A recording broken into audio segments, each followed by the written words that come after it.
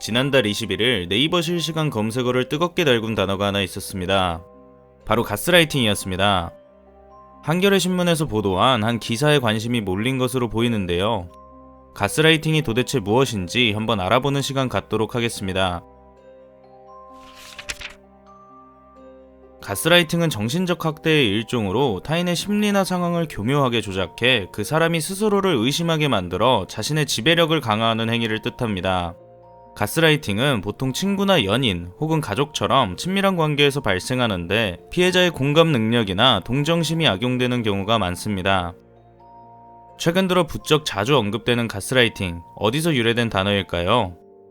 바로 1938년 작가 패트릭 해밀턴이 연출한 스릴러 연극 가스라이트에서 유래되었습니다. 연극은 주인공 잭이 보석을 훔치기 위해 위층에 살던 부인을 살해하며 시작됩니다.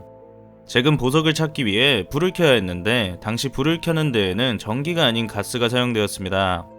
집집마다 가스가 연결되어 있어 한 집에서 불을 켜면 다른 집의 불이 약해지는 그런 구조였죠.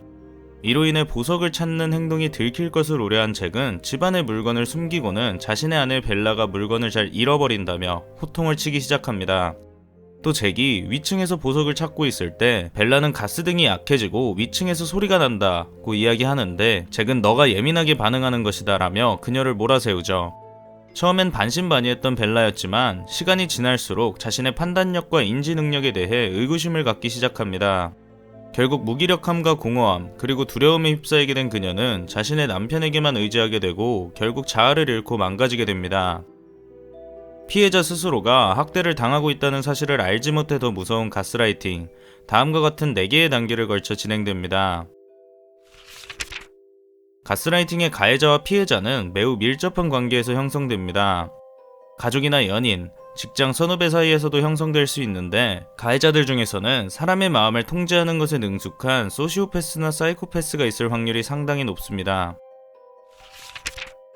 관계가 형성되면 가해자는 피해자가 실수할 때마다 이전 실수들을 상기시키며 자존감을 잃게 합니다.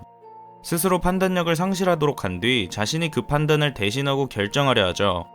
피해자를 몰아붙이는 데에는 참 다양한 방법이 동원됩니다.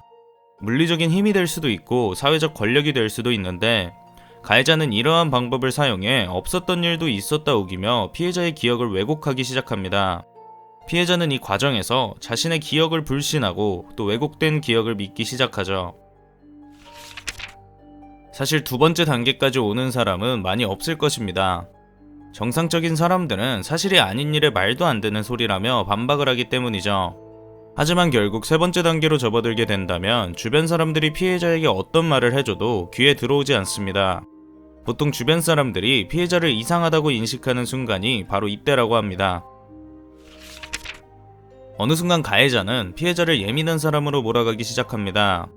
피해자가 가해자의 말에 의문을 품기만 해도 넌 쓸데없이 예민하다, 별것도 아닌 일에 생사람을 잡는다 등의 말을 하며 상상력이 지나친 사람으로 만들어버리죠.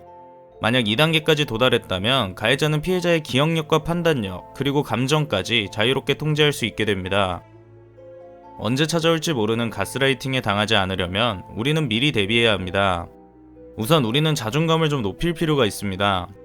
평소 자신의 생각에 집중하고 남의 생각과 나의 생각을 명확하게 구분하는 자세가 필요합니다. 가스라이팅 피해자는 대체로 자존감이 낮아 가해자의 말에 쉽게 자신의 주관을 의심하고 또 부정하는 경향이 있습니다. 평소 자존감이 높다면 가스라이팅에 쉽게 휘말릴 일이 없겠죠. 가스라이팅의 덫에 걸리는 가장 큰 실수는 바로 대화입니다. 피해자는 가해자와 대화를 나누며 가해자의 상황을 이해하려고 하고 또 말도 안 되는 가해자의 주장에 자신을 증명하기 바쁘죠. 대화를 하면 할수록 가해자에게 조종당하기 쉬워질 뿐입니다. 만약 자신이 가스라이팅 피해자라고 의심된다면 반드시 명심해야 할 것이 있습니다. 절대로 그들과 대화하려고 하면 안 된다는 것이죠. 가스라이팅에서 벗어날 수 있는 유일한 방법은 가해자와의 단절입니다. 내가 어쩌다가 이렇게까지 됐지? 내가 원래 이 정도밖에 안 됐나? 라는 생각 마시고 어서 벗어나시길 바라겠습니다.